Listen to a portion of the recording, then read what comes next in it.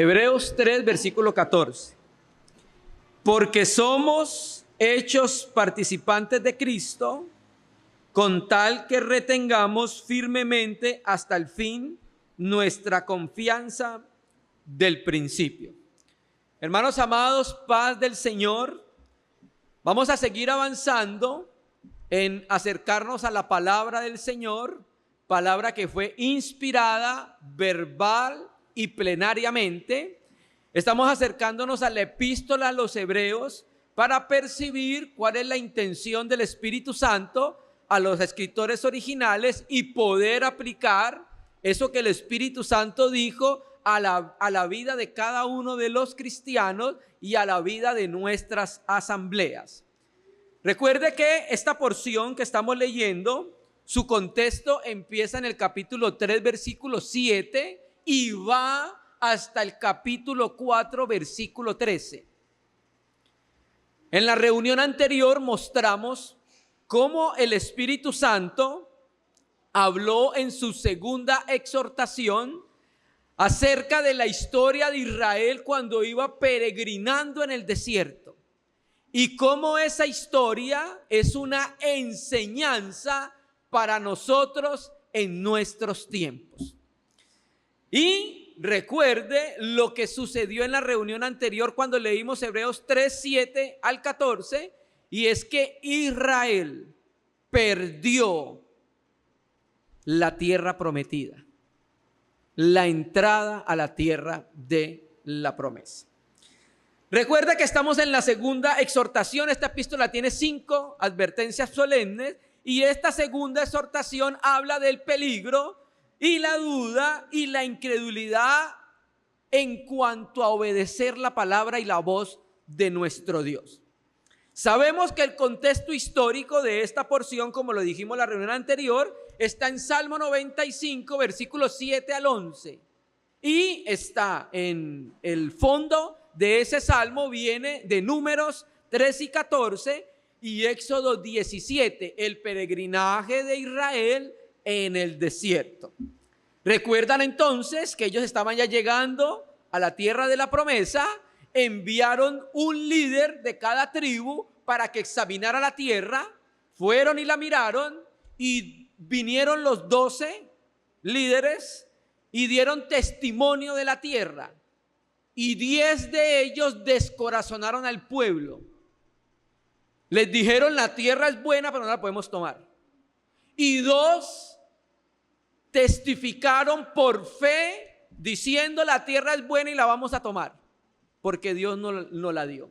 Cuando ellos, José y Caleb, dicen eso, el pueblo quería apedrearlos, porque no tenían fe, porque veían imposible tomar la tierra de la promesa. Entonces Dios hace un juicio con esa generación y los pone a vagar 38 años, ya llevaban casi 2 años, y los pone a vagar 38 años en el desierto, un día por año.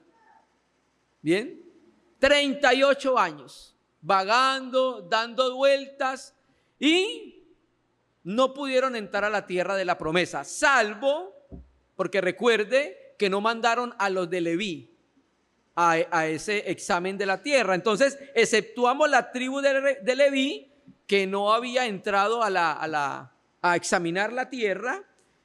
Del resto, todos los que salieron de Egipto, mayores de 20 años, murieron. Ese es el contexto de lo que estamos leyendo nosotros acá. Entonces, en esta porción que está haciendo el Espíritu Santo y el escritor, está mostrando que los que se rebelaron en el desierto, bien, va a decir claramente quiénes son. Y nos abre la puerta para el capítulo 4, que es la aplicación para nosotros. Bien, en cuanto al tema de entrar en el reposo, que lo vamos a estudiar más claramente en la próxima reunión. Hebreos 3:14, porque somos hechos participantes de Cristo, con tal de que retengamos firmes hasta el fin nuestra confianza del principio. Bien, entonces mira cómo empieza el texto. Porque somos hechos que participantes. Entonces, si lo hilamos con el versículo anterior, no podemos dejar endurecer por el engaño del pecado. ¿Por qué? Porque nosotros participamos de Cristo. Esta palabra partícipes aparece 5 veces en la epístola. Y cuando la examinamos a la luz de todo el Nuevo Testamento, ¿sabe qué nos enseña? Realidades espirituales que tenemos en Cristo. Somos participantes del llamamiento celestial. Ya lo leímos, 3:1. Somos participantes del Espíritu Santo, 6:4, lo vamos a ver. Somos participantes de la santidad de Dios a través de la disciplina, Hebreos 12:10. Somos participantes de la raíz santa, Romanos 11. Somos participantes del pan. Somos participantes de los padecimientos de Cristo, primera de Pedro 4. Y somos participantes de la gloria que será revelada, primera de Pedro 5:1. Somos participantes de bendiciones espirituales. Por eso no nos podemos dejar engañar por el pecado, porque somos participantes no solo de Cristo, sino de toda bendición espiritual. Amén. Y el Espíritu Santo entonces nos sigue explicando por qué debemos seguir escuchando la voz de Dios. ¿Por qué? Porque somos participantes de Cristo. ¿Qué significa ser participantes de Cristo? Ser participantes de Cristo equivale en el Nuevo Testamento a estar en Cristo. Ser participantes de Cristo en el Nuevo Testamento equivale a revestirse de Cristo. Ser participantes de Cristo en el Nuevo Testamento equivale a ser miembros del cuerpo de Cristo. Ser participantes de Cristo equivale a participar en Cristo de toda bendición espiritual en los lugares celestiales. Todo lo que logró Cristo es bendición para la iglesia. Si Cristo está muerto, la iglesia también. Si Cristo resucitó, la iglesia resucitó. Si Cristo ascendió a los lugares celestiales, la iglesia está con Cristo en los lugares celestiales. Y si Cristo es heredero de todas las cosas, la iglesia es heredera de todo, hermano. Y mire que esta palabra participantes en Lucas 5, versículo 7, se traduce como compañeros. Y ahí en ese versículo de Lucas habla de la relación de 4 hombres en el negocio de la pesca. Están hablando entonces ahí de que eran socios o compañeros en el negocio de la pesca. Entonces, hermano, podemos entenderlo uno de estar en Cristo y participar de todas sus bendiciones, o también podemos entenderlo de que somos compañeros de Cristo y participamos de Él, participamos con Él de la unción que el Padre le dio. Recuerden Hebreos 1:9, que ya lo estudiamos, dice: por lo cual te ungió tu Dios, el Dios tuyo, con óleo de alegría, más que a tus compañeros. O sea que al Hijo fue ungido como los compañeros, pero al Hijo se ungió más, porque Dios dio el Espíritu sin medida a Él. Bien, entonces nosotros participamos con Cristo en su unión de la unción espiritual que tiene el Hijo. Y también participamos del reposo en el cual está Cristo, que lo vamos a estudiar más adelante. Así como Caleb y Josué participaron del reposo de la buena tierra. Fueron los 2 únicos que participaron del reposo de la buena tierra. Entonces, cuando miramos Hebreos 1 y 2, cuando lo estudiamos, vimos que nosotros hacíamos parte de la familia de Dios, porque el Hijo no se avergüenza de llamarnos como hermanos. O sea, en Hebreos 1 y 2 vimos que hacemos parte de la familia de Dios, del Hijo primogénito, pero ahora somos compañeros de Él. Bien, nosotros somos compañeros con Cristo en la herencia que el Padre le dio. Nosotros, la iglesia, como sus compañeros, participamos con Él de todo lo que Él logró y es suyo. Toda riqueza está en la iglesia. nosotros tenemos a disposición de los recursos celestiales, hermano. Y hay veces, ¿sabe por qué muchas veces no avanzamos en nuestra fe cristiana? Porque no tomamos de esos recursos que tenemos por fe. ¿Bien? Entonces somos participantes de Cristo, somos hechos participantes de Cristo. Luego sigue diciendo, con tal que retengamos firme hasta el fin nuestra confianza del principio. Cuando usted mira este versículo, es casi igual la parte B al Hebreos 3:6, que dice: si retenemos firme hasta el fin la confianza y el gloriarnos en la esperanza. Llamo la atención a esa palabra confianza. ¿La puede ver ahí? Con tal que retengamos firme hasta el fin nuestra confianza. ¿La puede ver? Esa palabra confianza se utilizó, el escritor la va a utilizar en Hebreos 11, versículo 1, un texto que la mayoría de cristianos conocemos, ¿cierto? Es pues la fe, la certeza. Bueno, esa palabra certeza es la misma palabra griega de confianza acá, y viene de la palabra griega hipóstasis.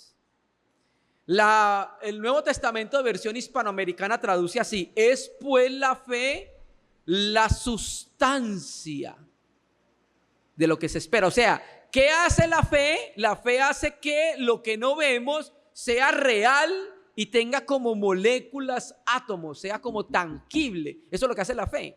Entonces aquí, esta palabra confianza hace referencia a algo que sirve de fundamento de algo. Es lo que fundamenta. Hipóstasis también sí significa eso. Hace referencia a lo que está debajo, lo que sirve de base y de fundamento. Entonces, hermano, una evidencia de que estamos participando de Cristo o somos participantes en Cristo, ¿sabe cuál es? Que hasta el momento usted mantiene su fe en el Señor. Esa es una evidencia. Porque por eso dice nuestra confianza del principio. O sea, con la fe que iniciamos. Una evidencia que estamos participando del Señor es que la fe con la que iniciamos la primera fe se mantiene.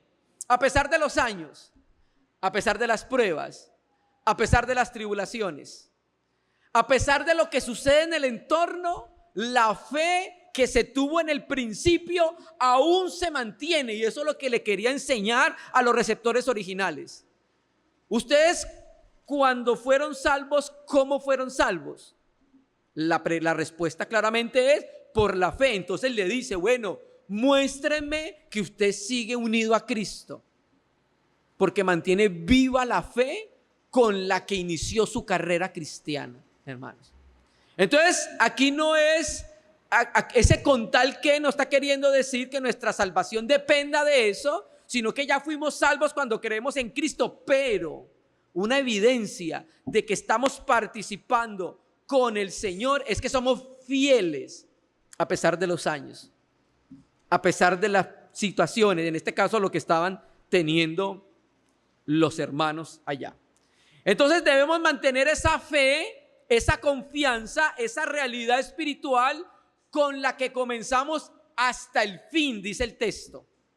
Hasta el fin. ¿Cuál es el fin? Bueno, puede ser hasta el fin de nuestra partida a la presencia del Señor, puede ser hasta el fin cuando el Hijo de Dios venga.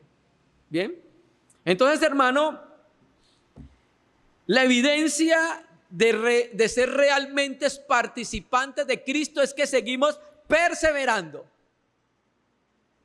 Seguimos perseverando, seguimos avanzando, no quedamos estáticos. Seguimos perseverando con la misma fe que tuvimos desde el principio, porque, hermanos, la vida cristiana de inicio a fin es por fe. Por fe creemos que Dios existe. Por fe creemos que el mundo fue hecho por Él. Por fe creemos que Él está sentado en un trono alto y sublime. Por fe creemos que Él nos está transformando. Por fe creemos que cuando muramos lo vamos a ver frente a frente. Toda nuestra vida cristiana es por fe. Por eso Romanos, en el Francisco La Cueva, dice que en el Evangelio es revelada la justicia de Dios de fe a fe. De fe a fe. O sea, el inicio de nuestra salvación es por fe y continúa por fe hasta el final. No nos dejemos robar la fe, apreciados hermanos. Un cristiano sin fe es un cristiano como un israelita que quedó tendido en el desierto. Así es un cristiano sin fe. Bien. Entonces, mis hermanos, mientras tengamos esa fe firme en el Señor, que es como nuestro fundamento, estamos seguros de que estamos participando de sus bendiciones. Mantengamos la primera fe, apreciados hermanos. No es suficiente comenzar con un fervor de fe, no es suficiente. Mantengámoslo en el tiempo. ¿No lo ha visto? Hermanos y hermanas queridas, ¿cómo inician? Con fervor. Y va pasando el tiempo, van pasando los años y van perdiendo ese fervor que iniciaron. Pidámosle al Señor que mantenga ese fervor del inicio de nuestra fe en nuestra vida cristiana. Y una de las maneras de mantener el fervor en la fe es la comunión. Mantengámonos en la comunión, mantengámonos juntos, porque cuando uno de nosotros está hirviendo, calienta a los demás. Mantengámonos en esa comunión, mantengámonos en la fe. Amén. Versículo 15.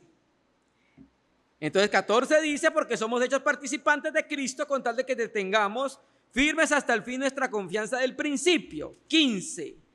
Entre tanto que se dice, si oyeres hoy su voz, no endurezcáis vuestros corazones como en la provocación. Ya lo leímos y ya lo consideramos en la reunión anterior. Sabe que esa palabra provocación es una traducción y rebelión es otra traducción de Masá, que lo vimos en la reunión anterior del hebreo. ¿Listo? Bueno, hermanos. Entre tanto que se dice, o sea, mientras se dice, mantengamos la fe mientras se dice hoy. Este es un punto importante. Mantengamos la fe mientras se dice hoy. Aquí el escritor, ¿qué hace? Cita nuevamente el versículo que vimos ya en el 7 y en el 8. ¿Bien? ¿Por qué? Porque quiere insistir. Porque quiere enfatizar. ¿Qué quiere enfatizar? Hebreos, iglesia, si hoy escuchamos su voz, no endurezcamos los corazones. Quiere enfatizar, hermanos. La voz de Dios puede oírse en cualquier momento. Nosotros constantemente oímos la voz de Dios. Oímos la voz de Dios cuando nos habla en su palabra. Oímos la voz de Dios en la iglesia. Oímos la voz de Dios en la comunión. Oímos la voz de Dios siempre. Y si Dios habla, debemos prestar atención.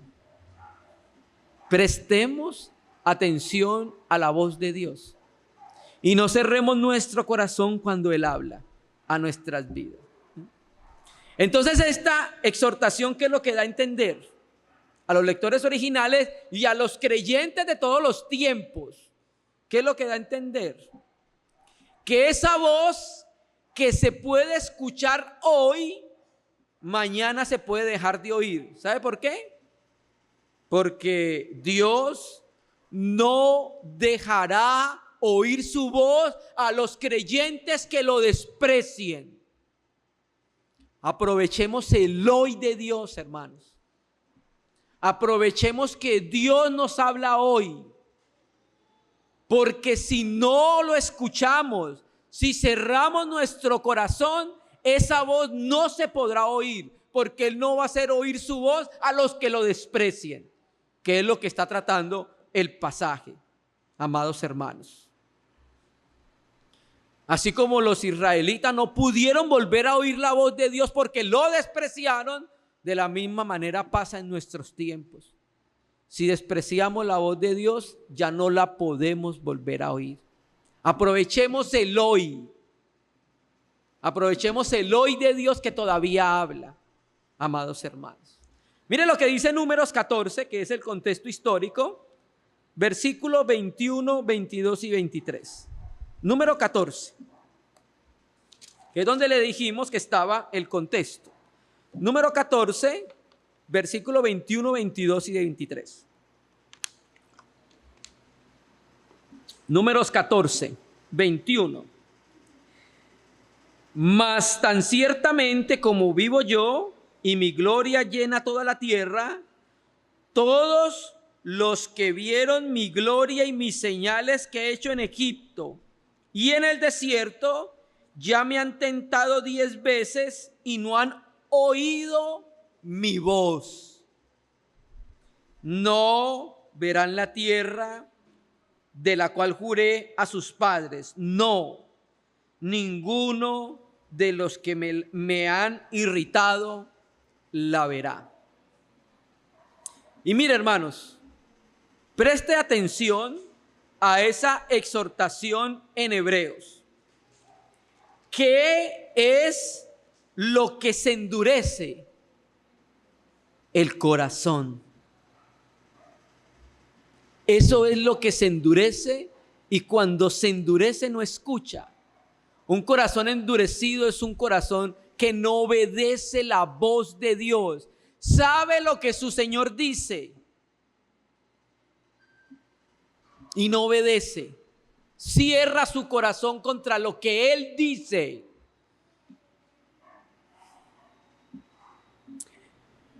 Entre tanto que se dice, si oyeres hoy su voz, no endurezcáis vuestros corazones como en la provocación. La Biblia textual traduce como en la rebelión. Y el escritor va a emplear 3 términos diferentes para que los lectores entiendan en qué consiste la rebelión. 1, pecar. 2, desobedecer. Y 3, incredulidad. En eso consiste la rebelión contra el Señor. Versículo 16. ¿Quiénes fueron los que habiendo oído le provocaron? ¿No fueron todos los que salieron por mano de Moisés? Lo que vamos a ver ahorita en estos 3 versículos 16, 17 y 18 es una interpretación del escritor histórica de la apostasía de Israel en el desierto. Y va a utilizar 3 preguntas y 3 respuestas para repasar. 1, la rebelión. 2, la retribución. Y 3, la conclusión de Israel en el desierto. Esto es una explicación del autor. Y entonces dice, ¿quiénes fueron los que habiendo oído? Presta atención a su Biblia, hermano. ¿Quiénes se rebelaron? Los que oyeron. ¿Los que oyeron qué? La voz de Dios. A través de Dios directamente en el desierto, cuando les habló en el Sinaí, y a través de sus líderes como Moisés. Esos fueron los que se rebelaron, los que oyeron su voz. Ahora vamos a pasar esta porción por el túnel del tiempo y vamos a traerla a nuestro tiempo. ¿Qué dice la Escritura? ¿Quiénes condenaron a Cristo?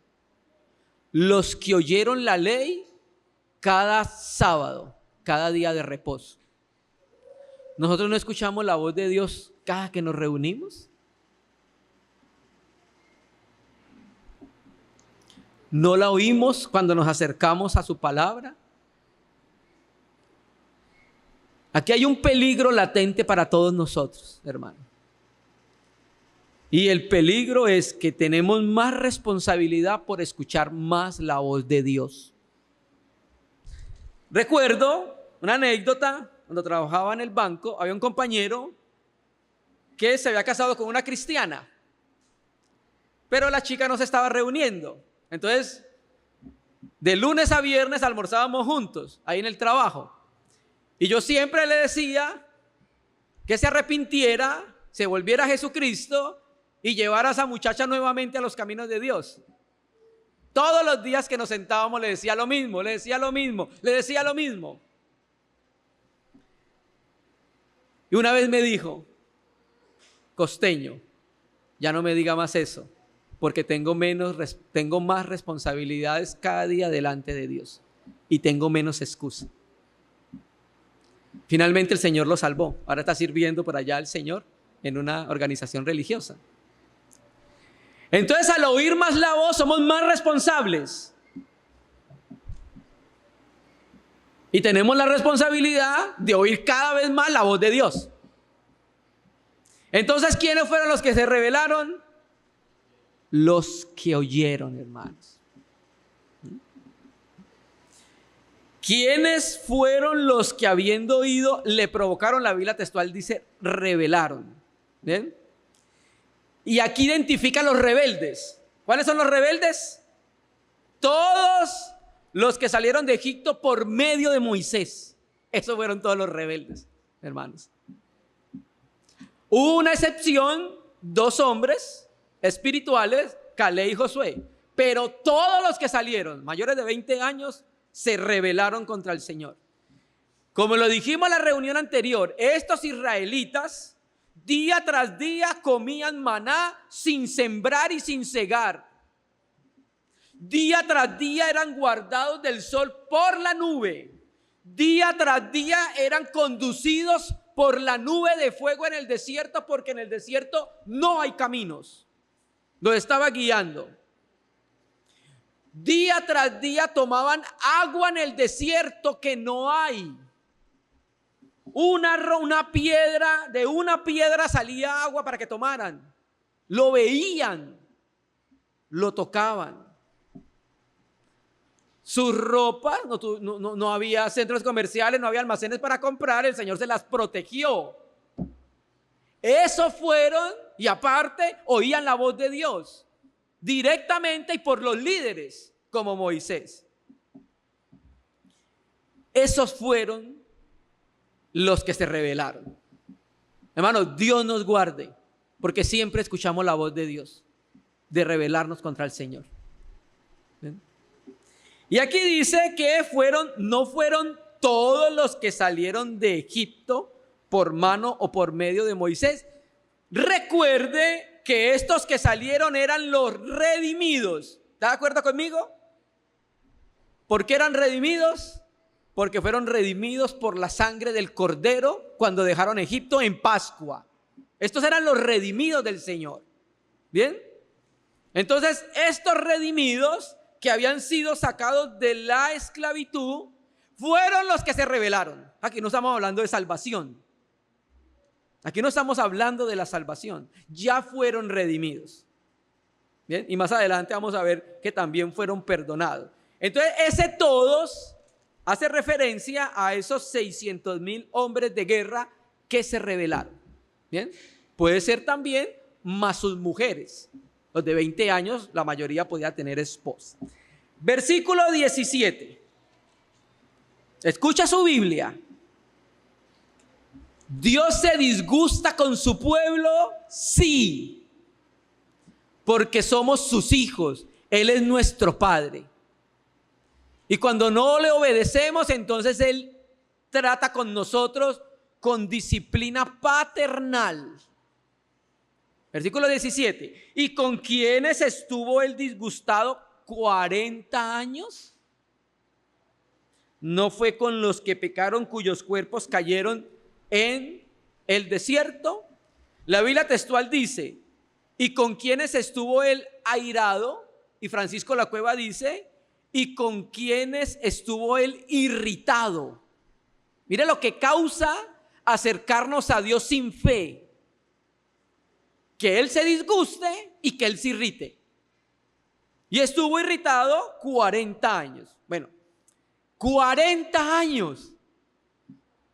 Molesto, 40 años disgustado, 40 años irritado. ¿Cree que Dios es paciente? Por supuesto, hermano. Y nosotros no le pasamos ni una a los hermanos. Y Dios 40 años esperándolos. Bien. En Éxodo 17 se relata la primer rebelión al principio de los 40 años. Y en Números 25, cuando pecaron con las hijas de Moab, se relata la última rebelión, que fue pecado de inmoralidad, en ese periodo de los 40 años.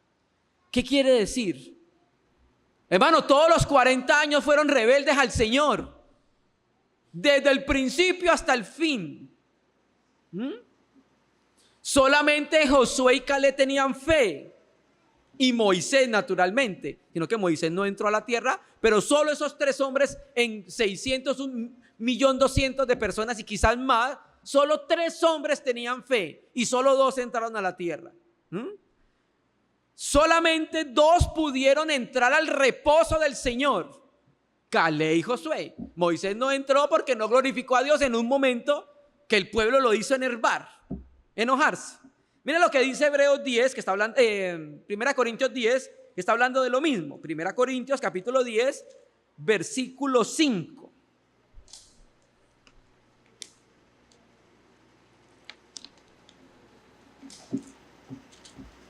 Primera Corintios 10, versículo 5.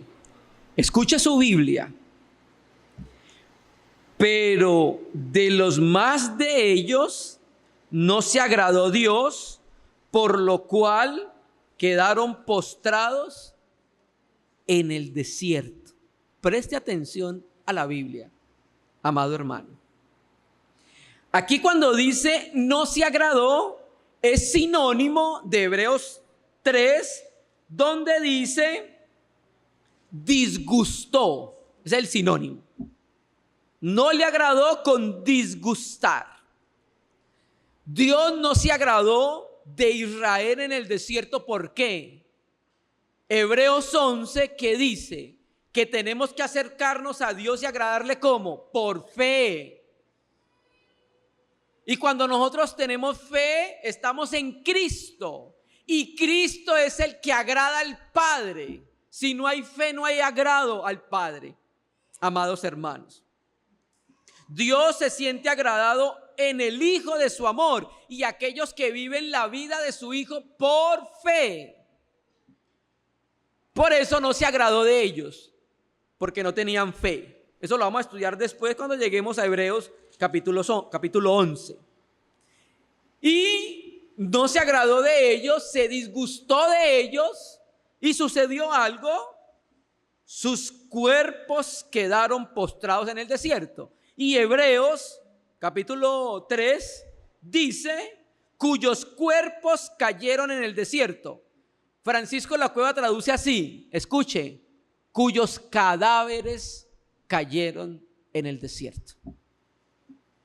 Entonces, ¿qué entendemos? Que Pablo en 1 Corintios 10:5 y el escritor de Hebreos en Hebreos 3:17 evidencian, escúcheme, la incredulidad termina en muerte. La incredulidad termina en muerte. Y ya vamos a mirar, trayéndolo al Nuevo Testamento, a nuestra era, ¿qué significa que la incredulidad termina en muerte? Ahí terminó en muerte física. Acá en nuestro tiempo puede terminar en una muerte espiritual. Muerte espiritual no es pérdida de salvación. ¿Usted ha visto a un cristiano que ya no tiene el gozo de la salvación? Números 14:29.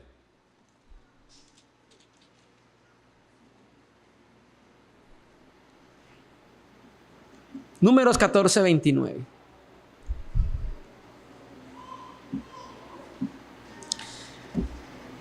Números 14:29.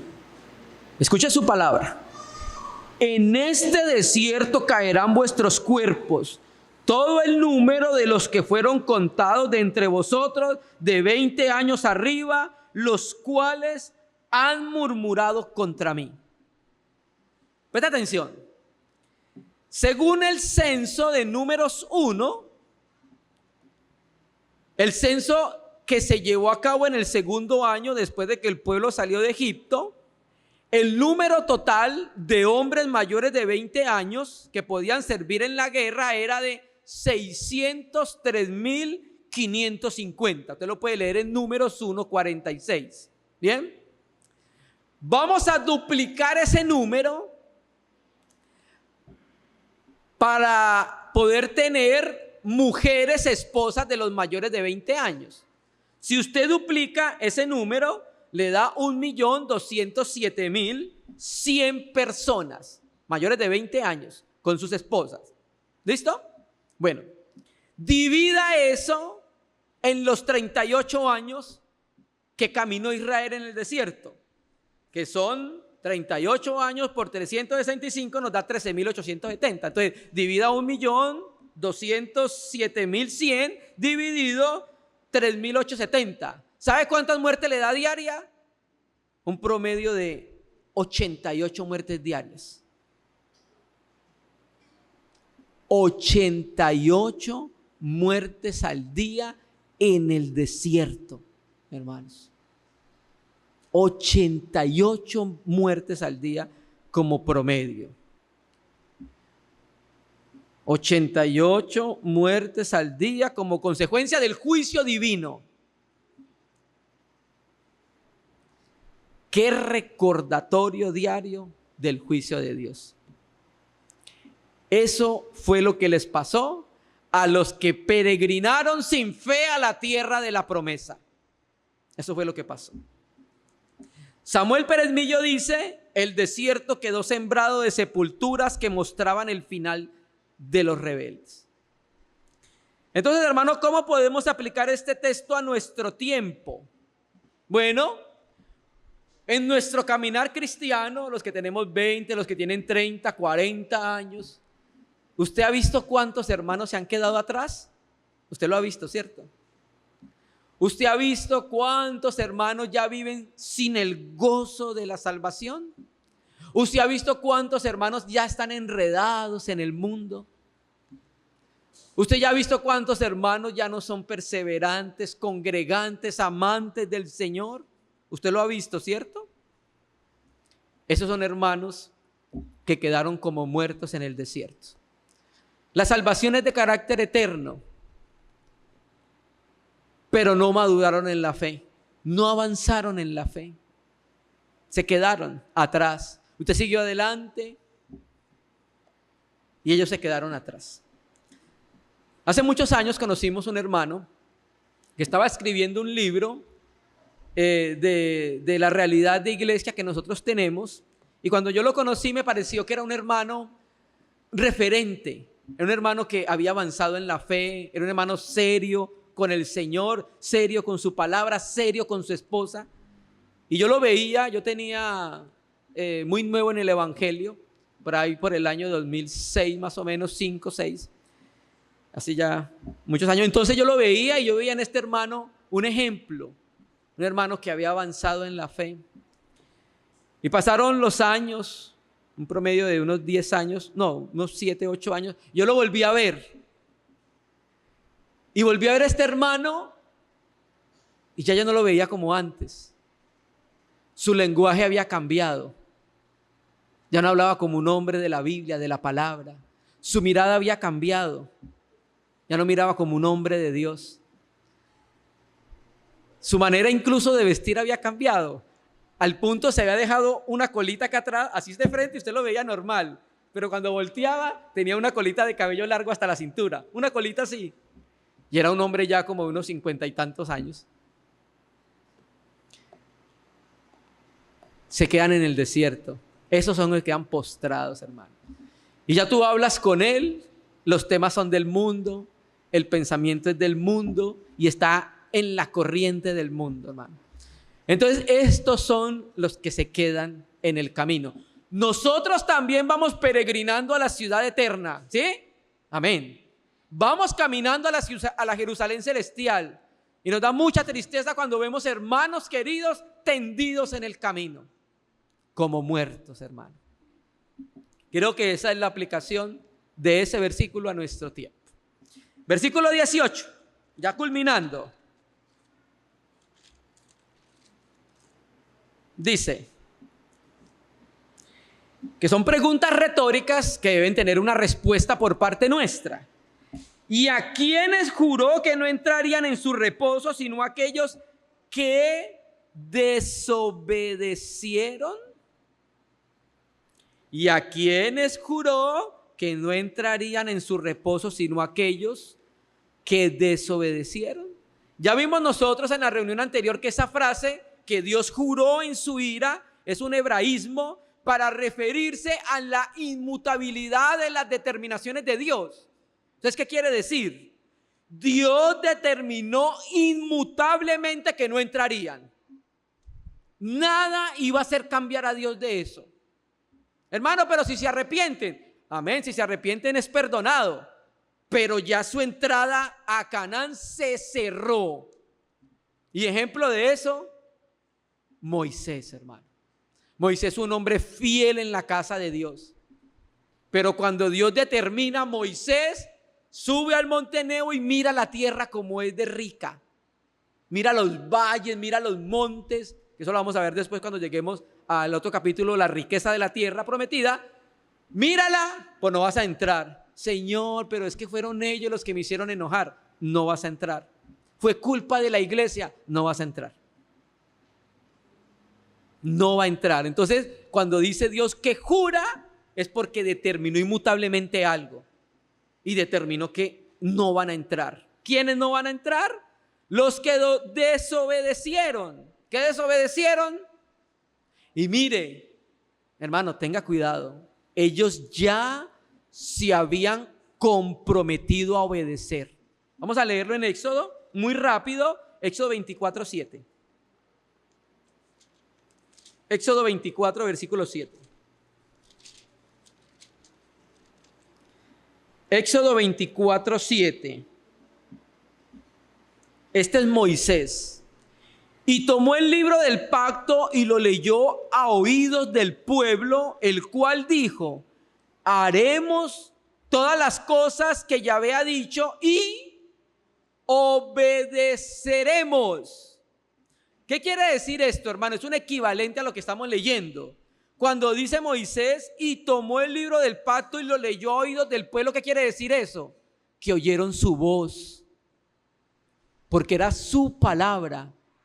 Ahí también se escucha su voz. Y la oyeron y dijeron: nos comprometemos a obedecer. Y esos que se comprometieron a obedecer fueron los que quedaron muertos en el desierto como juicio de Dios por desobedecer su palabra. Y esto se llama retribución, hermanos. ¿Y sabe por qué se desobedece? Por falta de fe. Falta de fe, sencillamente. La desobediencia viene por falta de fe. Hermano, la obediencia es consustancial al cristiano. Otra vez, la obediencia es consubstancial al cristiano. Primera de Pedro 1 dice que somos elegidos para obediencia, dice el texto griego. El creyente es llamado a la obediencia y la fidelidad de Dios, que se manifiesta en una obediencia a Dios y una fidelidad a su palabra. Entonces, ¿qué pasó con este grupo de personas que fueron redimidos? No entraron en su reposo, así dice el texto. Volvamos allá a Hebreos. No entraron, el texto dice, en su reposo. ¿Y a quienes juró que no entrarían en su reposo? Sino aquellos que desobedecieron. Bueno, ¿qué es entrar en el reposo según el contexto histórico? Bueno, entrar en el reposo según el contexto histórico es entrar a Canaán, ni más ni menos. Deuteronomio 12:9 dice: porque hasta ahora no habéis entrado en el reposo y la heredad que os ha dado Yahvé vuestro Dios. ¿Bien? Entonces, entrar en el reposo en el contexto histórico, inicialmente su primer lectura era entrar a la tierra prometida, a la tierra de la promesa. Eso era lo que era reposar. Ahí ellos iban a reposar, iban a descansar. Ahora, ¿qué representa Canaán para nosotros en nuestro tiempo? Las riquezas en Jesucristo. La buena tierra, después la vamos a ver, es una tierra muy rica. Y esa riqueza habla de las riquezas en Cristo. Para nosotros entrar en el reposo hoy, en parte, lo que estamos viendo es disfrutar de las riquezas en Cristo, hermano. Deuteronomio 11:11, vamos a ver muy rápidamente la tierra, muy rápidamente, después la miramos un poco más a profundidad. Entonces, hoy para nosotros Canaán es un cuadro que representa nuestra riqueza y herencia espiritual en Cristo. Deuteronomio 11:11. La tierra a la cual paséis para tomarla es tierra de montes y de vegas, que bebe las aguas de la lluvia del cielo. Tierra de la cual tu Dios cuida. Y mire lo que dice: siempre están sobre ella los ojos de Yahvé tu Dios, desde el principio del año hasta el fin. ¡Oh! Dios está pendiente de una tierra desde el principio del año hasta el fin, o sea, todo el tiempo de la cosecha. Pero hermano, hay que leer entre líneas. Esto habla de una riqueza espiritual. Naturalmente ellos iban a entrar literalmente a una tierra física, pero es una tierra de la cual Yahvé cuida todo el tiempo. Entonces, esta es la riqueza de la buena tierra. Y eso es lo que es Canaán hoy para nosotros. Entonces, claro, cuando vemos hermanos que no han entrado en el reposo es porque no disfrutan de Cristo. No disfrutan de su presencia, de sus riquezas, de su palabra, de su comunión. Andan como cristianos muertos, como el mundo. ¿Bien? Entonces, hermano, la advertencia para los cristianos hebreos y para los cristianos de todos los tiempos es esta: como aquellos que no entraron al reposo de Dios debido a su falta de fe, así en este tiempo, si nosotros no tenemos fe, no podremos disfrutar de las riquezas de nuestra herencia en Cristo, hermano. Y terminemos, versículo 19, que es la conclusión y la aplicación. Y vemos que no pudieron entrar a causa de su incredulidad. Mire, esa tierra Dios ya se la había dado. Ya Dios le dijo: esa tierra es de ustedes. ¿Sabe qué tenían que hacer? Tomarla. No tenían que hacer nada más, pero para tomarla se necesitaba fe. Así es, todo lo que tenemos en Cristo ya nos fue dado. Hay que tomarlo por fe. Hago así porque Cristo está adentro. Estiremos la mano. Necesitamos fortaleza cuando no tenemos, métala acá. Necesitamos ayuda, métala acá. Necesitamos esperanza, meta la mano y tómela. Necesitamos fuerza, métala. Ellos tenían que solamente tomarla por fe, hermanos. Entonces el texto dice: y vemos, el verbo está en presente, estamos viendo, por tanto vemos, o sea, la conclusión de la explicación del Salmo 95. Entonces, ¿qué vemos? Que no pudieron entrar. ¿A dónde no pudieron entrar? Al reposo, que era la tierra de Canaán. ¿Bien? ¿Y por qué no pudieron entrar? La conclusión es simple, sencilla: a causa de su incredulidad. Volvemos a insistir, ellos ya habían sido perdonados, o sea, redimidos. Y en Números 14:20, cuando Moisés le dice a Dios que los perdone, Dios le dice: ya los he perdonado. Esto no tiene que ver con salvación, tiene que ver con madurez, con avance en la fe cristiana, con el reino de Dios. Bien, Entonces lo que se pierde aquí no es la salvación, sino el disfrute de la salvación. Y el creyente que es infiel va a recibir su disciplina por parte del Señor, porque eso fue una disciplina de parte del Señor. Concluyendo, hermanos, el viaje de Egipto hacia la tierra de la promesa, según Deuteronomio, duraba solo 11 días, era un promedio más o menos de unos 320 kilómetros, eso duraba. Y algo que se demoraba 11 días, terminó durando para ellos 40 años.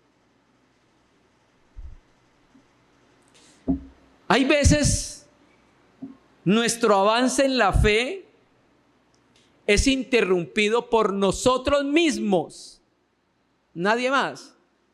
No es culpa del hermano, no es culpa de la hermana, no es culpa de la iglesia. Generalmente nosotros siempre tratamos de excusarnos para echar la culpa a alguien más, por lo cual no hemos avanzado. Pero finalmente la culpa es del corazón incrédulo, hermano. No es de nadie más. Entonces, ese ejemplo nos sirve de advertencia para nosotros hoy, en nuestro tiempo. ¿Bien? Entonces, ¿qué se concluye? Que la incredulidad alejó a los hijos de Israel de la tierra de la promesa. Y si hay algún creyente incrédulo, que espero que no, ese creyente lo va a mantener, esa incredulidad lo va a mantener fuera del disfrute de la vida de Cristo, hermanos. ¿Bien? La incredulidad es la raíz del pecado que provoca a Dios. La incredulidad le roba a Dios su gloria y le roba al creyente el disfrutar de las bendiciones de Dios en Cristo. 1 Corintios 10:1 dice que esas cosas, 10:11, que estas cosas que sucedieron en el desierto, sucedieron como ejemplo para nosotros, hermano, para amonestarnos a nosotros. Ya hemos visto aspectos prácticos, vamos a ver qué consideraciones más prácticas podemos tomar de esto. Y vamos a aprender consideraciones prácticas por vía de comparación.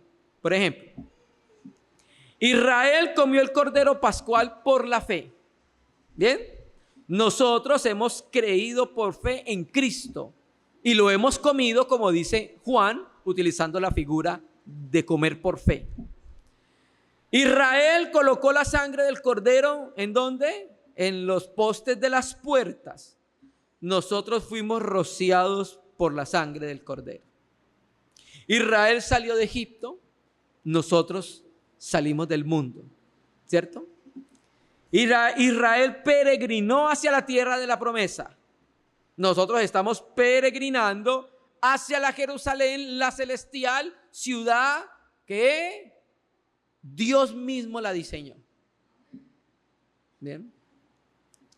Muchos israelitas en ese peregrinaje quedaron en el camino.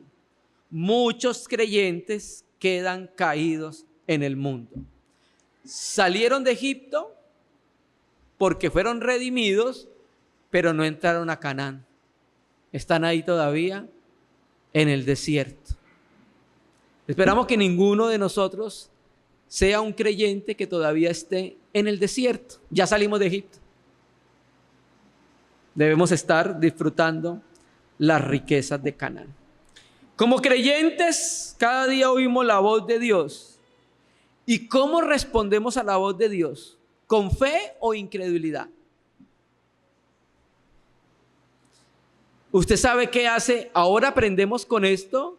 ¿Sabe qué hace que un creyente se aparte del Dios vivo? Incredulidad, hermanos. Aprendamos, hermanos, a ser fieles a Dios en este peregrinaje a la ciudad celestial.